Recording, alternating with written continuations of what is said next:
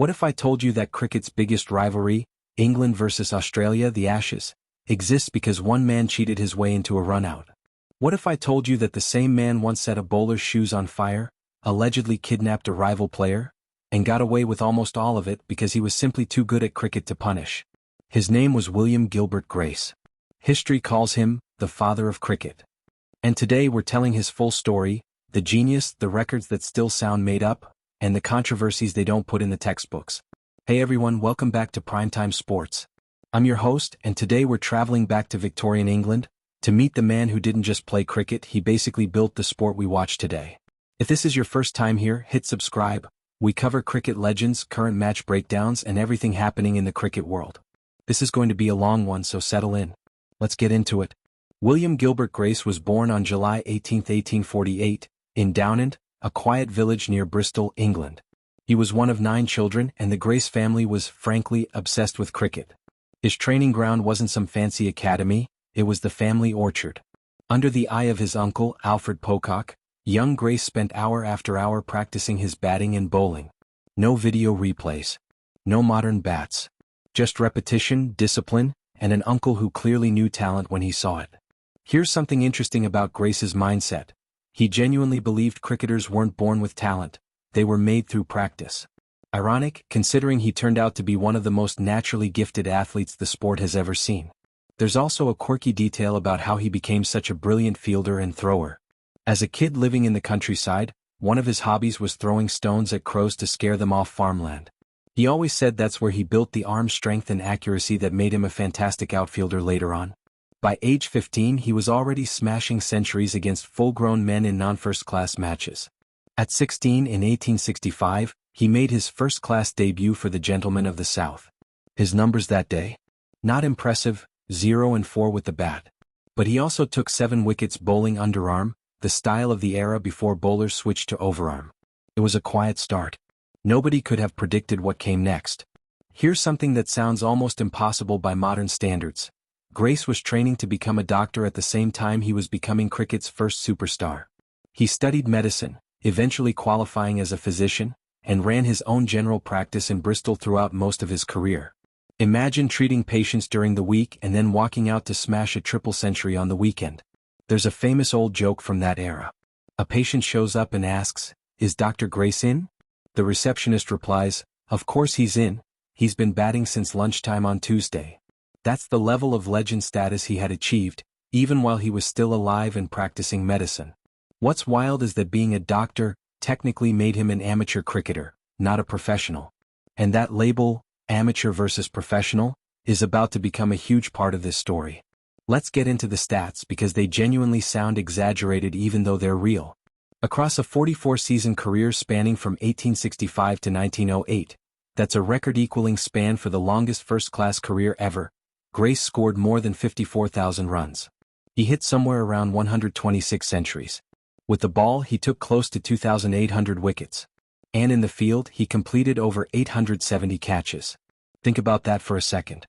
He wasn't just a great batter. He was a genuine all-rounder who could have made a Hall of Fame career out of any one of those 3 skills alone. Now here's a week that sounds like fiction. In August 1876, over the span of just 8 days, Grace scored 839 runs across 3 innings, 344, then 177, then 318 not out.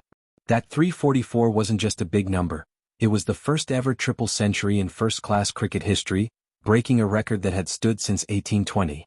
He achieved the double, 1,000 runs and 100 wickets in a single season, an incredible 8 times in his career.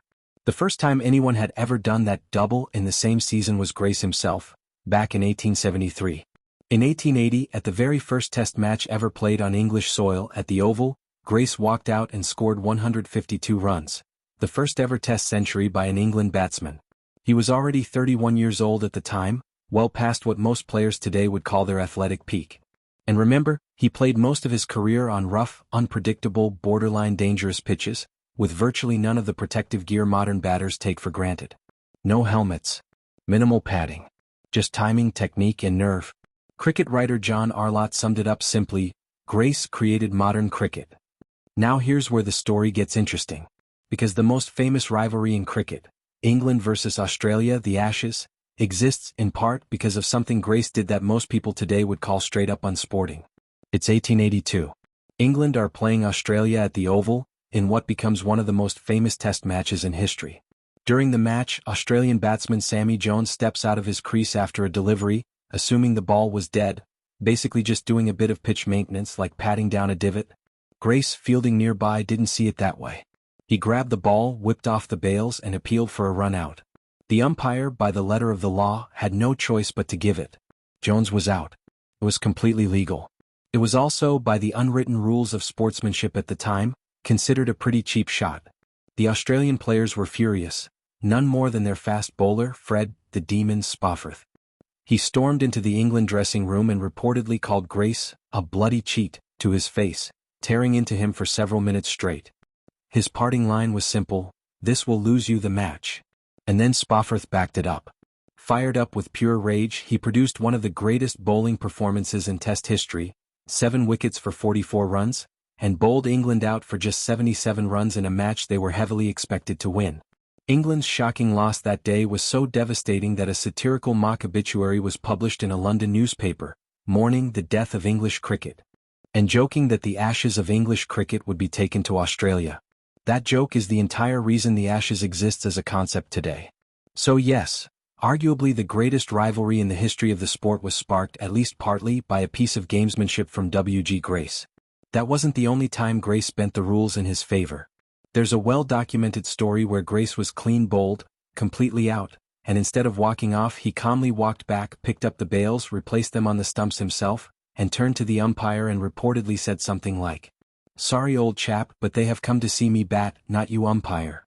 He simply refused to accept the dismissal and carried on batting.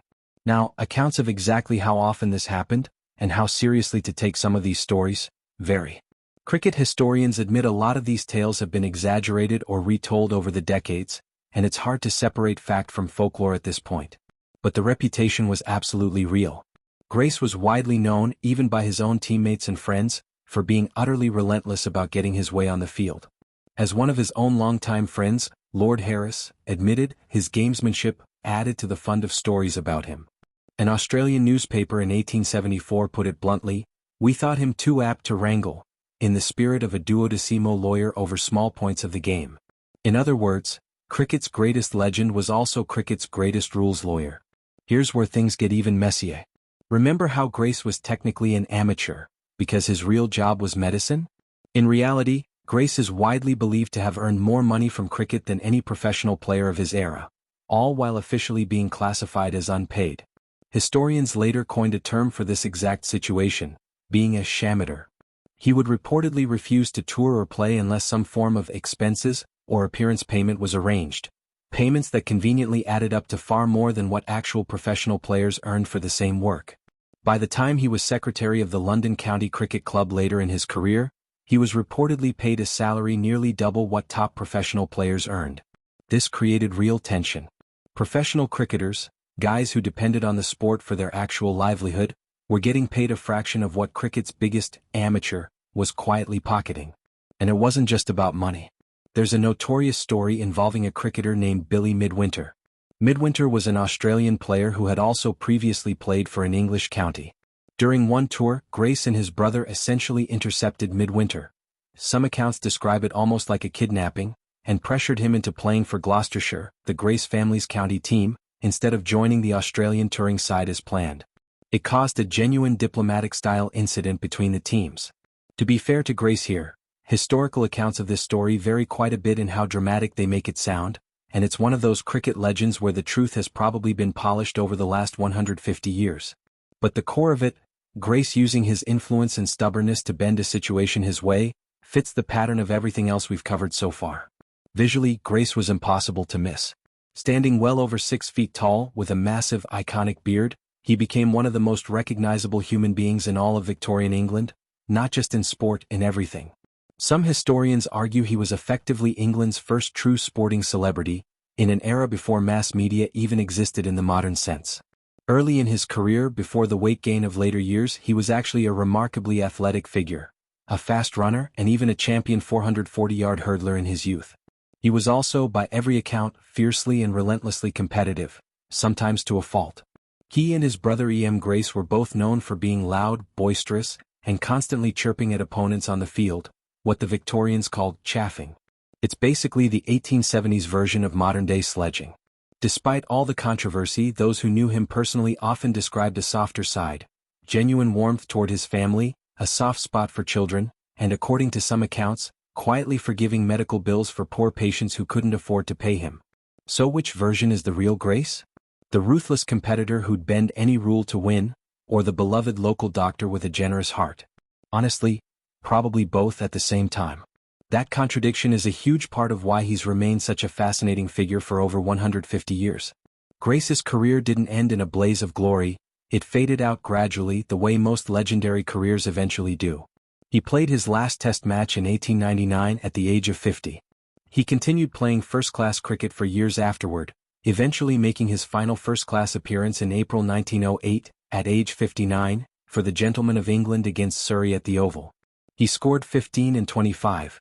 Solid numbers for a man nearing 60, but a quiet final bow compared to his peak. Even after that he didn't fully stop.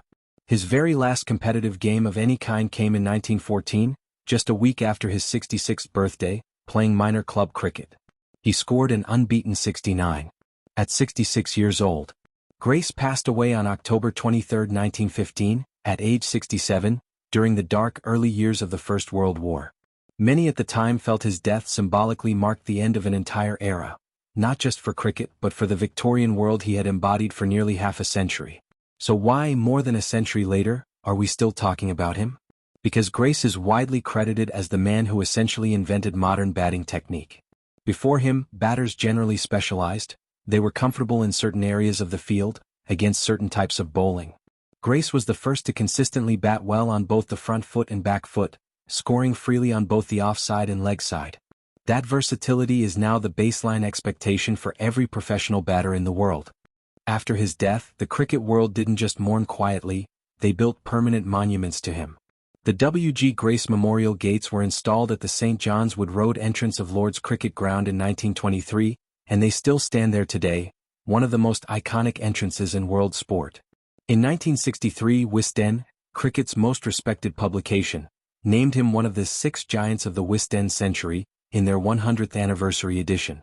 And in 2009, nearly a century after his death, he was formally inducted into the ICC Cricket Hall of Fame. Even pop culture remembers him.